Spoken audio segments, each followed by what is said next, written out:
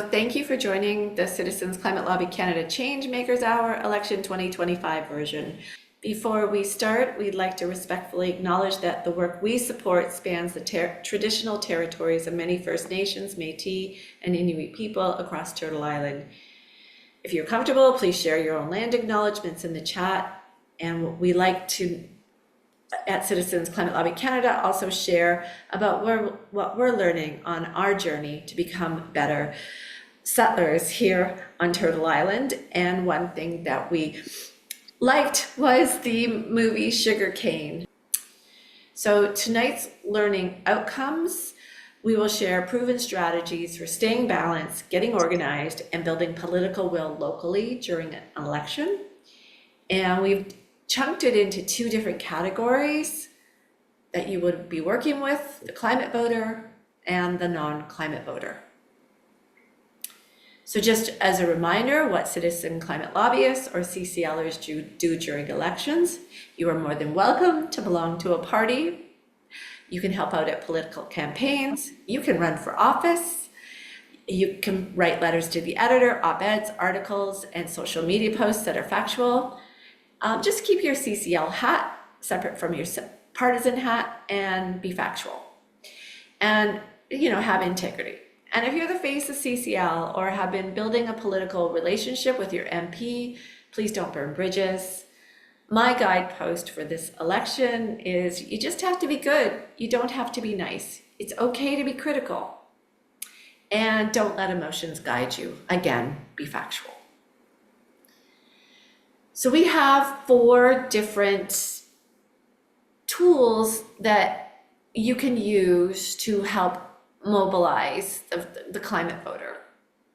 So first, we built this really cool visual that highlights the different policies and targets for each of the main political parties running in Canada. And it's very much focused on fossil fuels.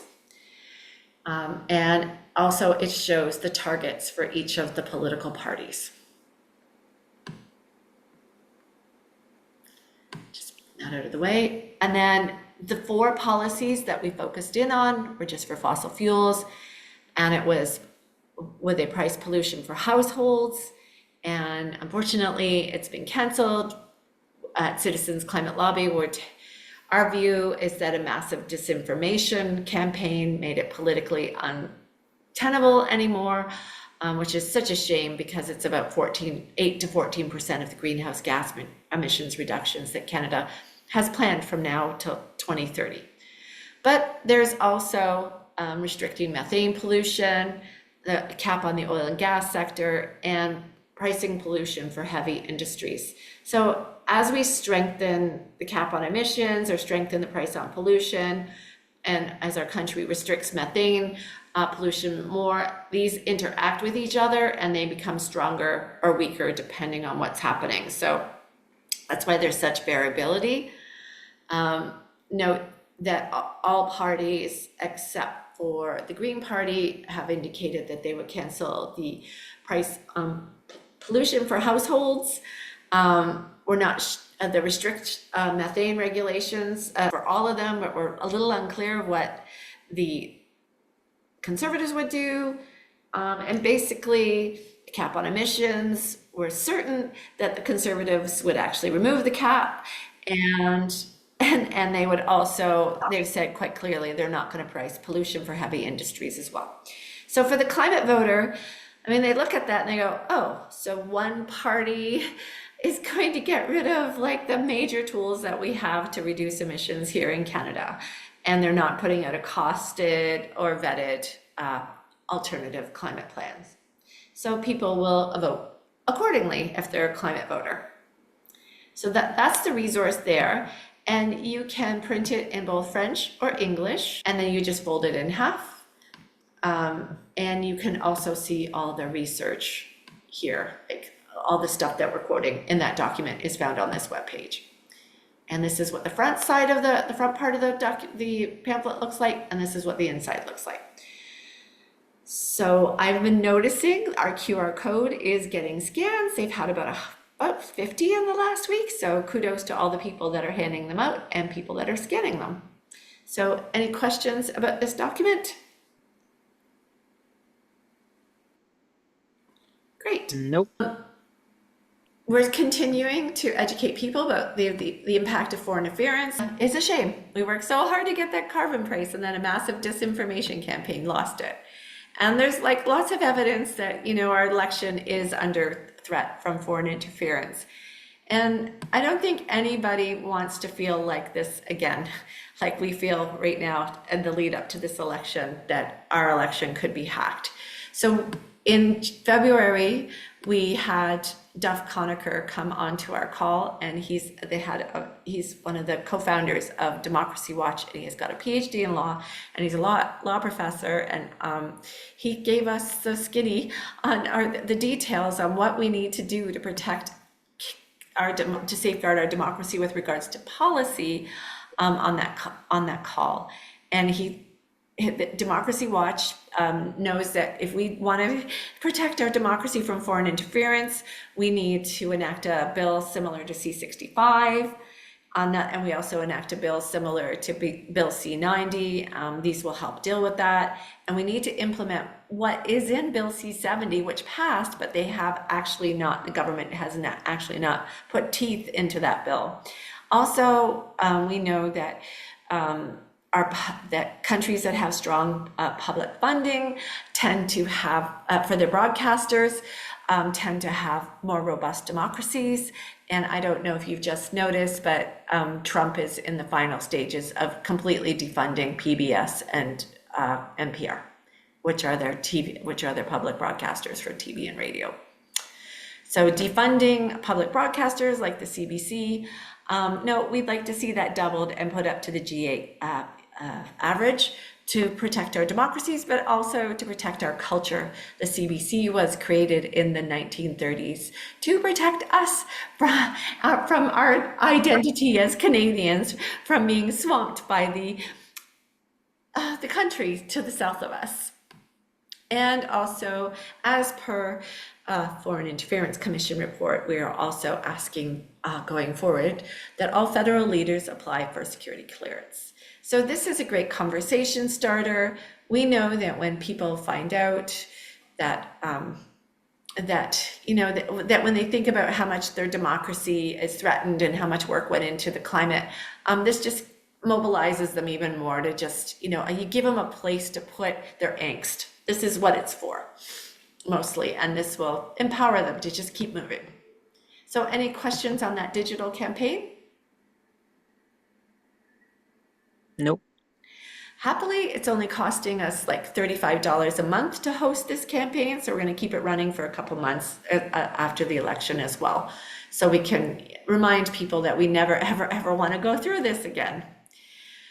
We also ran a series of workshops on how to engage in social media. We focused on Threads, Instagram, and Facebook. We ignored Twitter. We, identified good habits and bad habits, and also who are the key audiences.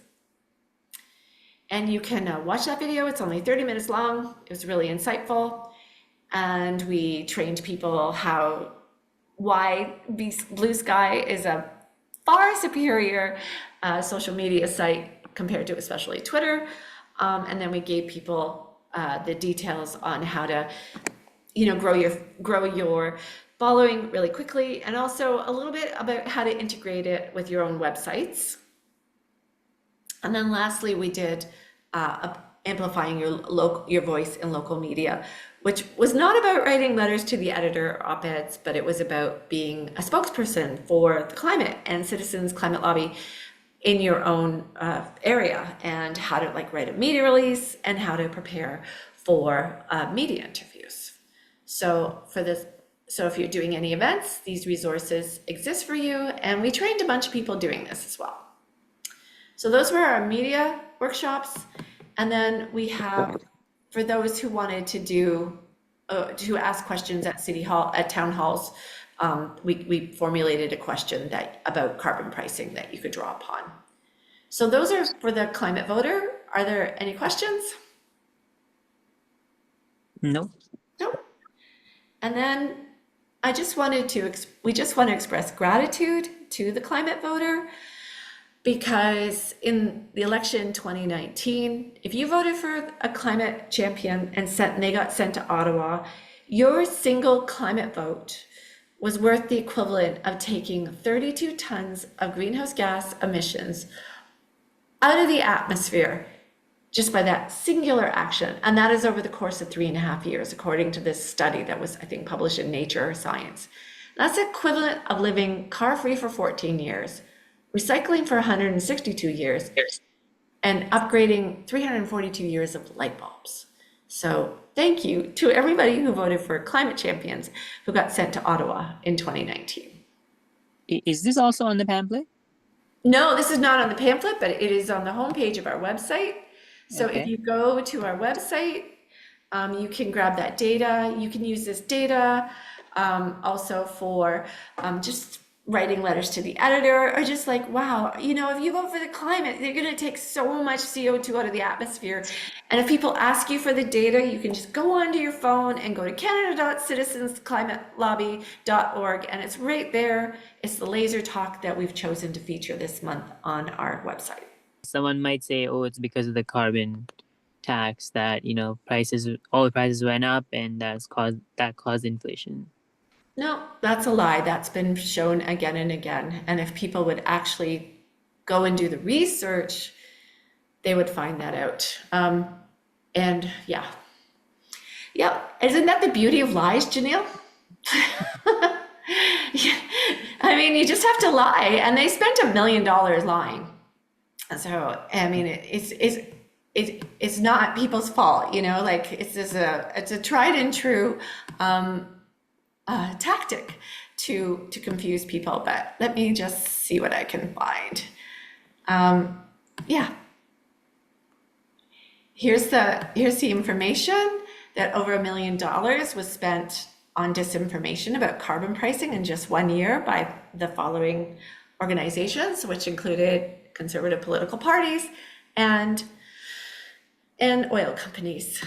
But hey, when you lie a lot, people tend to believe you. That's the interesting thing about lying. But the other interesting thing is, if you word it correctly and you just say, hey, did you know that the fossil fuel companies and their political enablers, because we don't like to point out which party it is because it sounds partisan, spent over $1 million spreading disinformation about carbon pricing and the lead up to the demise of the Canada carbon rebate. And in fact, if you really look closely, the fossil fuel company has been lying for decades to us about the transition of the clean energy economy here. Once people know that, they tend to get angry and tend to be more in favor, especially those with critical thinking skills. Climate voter loves this data. It empowers them. The non-climate voter who's been convinced by all the lies, this data doesn't work on them. So we like to address other issues when we're working with them. So is it okay if I jump to them? Yeah. Okay. So if you're out, whether you're campaigning for a politician or you're just casually talking to a friend who's not a climate voter, or just a complete stranger in the grocery store or whatever, and you just start chatting, and the election comes up and you just say, hey, are you voting? You know, I'm voting. And if they're not sure, ask them what their concerns are. And almost inevitably, their concerns need progressive solutions, and then just give them the information about voting. And and more simply, just remind as many people as you can about voting. Because the more people that vote in Canada, the more we tend to elect progressive governments. And again, from the homepage of the website, if you forget the data, you can actually just give them the details about how to vote. So that's one thing. Another thing, on your own social media channels, and I think this a lot more pertains to Facebook, where we tend to, because you're probably not on Facebook, so this maybe doesn't mean much to you, but maybe on Reddit, where I think your generation would be at, where you tend to have more conversations as opposed to because you don't really converse on Twitter or Blue Sky or Threads all that much. Keep the conversations factual and real, and avoid arguing hyperbole, and just keep it action oriented. Like just say, hey, I'm voting. Like, yeah, vote. So we actually have on our social media channels, we've been doing some vote polling, and I'll just briefly show you that. So if I go over to our Instagram is probably the best. Great. To vote in this upcoming federal election that I voted early at an Elections Canada office. Are you going to vote? Vote by April 28th. And for another one we have here. My name is Kathy. I have voted in every election that I can since I turned 18, and I am definitely going to vote this time. Are you? And then this Citizens Climate Lobby in Sudbury did a slightly different twist with their video. It looks like this. Hey, Amber, are you voting in the election? Yeah. All right. Fantastic. Hey, Selma. Yeah? Are you voting? I wish I could. You guys have to vote for me. Hey, Mary, are you voting in the election? Yes. Hey, Will, are you voting? I'm voting in the election. Excellent. So this comes from a theory of change. Easier to change people's behavior than it is to change their minds. So just empowering people to vote is a great way to increase the voter turnout, and the higher the voter turnout in Canada, the more progressive governments we tend to elect. And also just get involved in days of action as well. So if there's a protest, just go out and get involved. These are the days of action. All that's left now are the stuff that will happen circa Earth Day next week. But there are other rallies that have happened. You can put out lawn signs.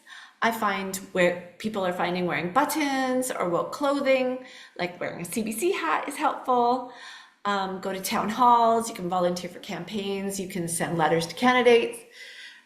You can buddy up and get out there. That's what I've been doing. I'm in a competition with somebody to do the most number of calls for a local candidate to pull votes. And if you're on Facebook where you can't post news, you can use this web page to do that. And that's it. That's pretty much. Just don't forget to vote Monday, April 28th. And early voting opens the advanced polls open this weekend.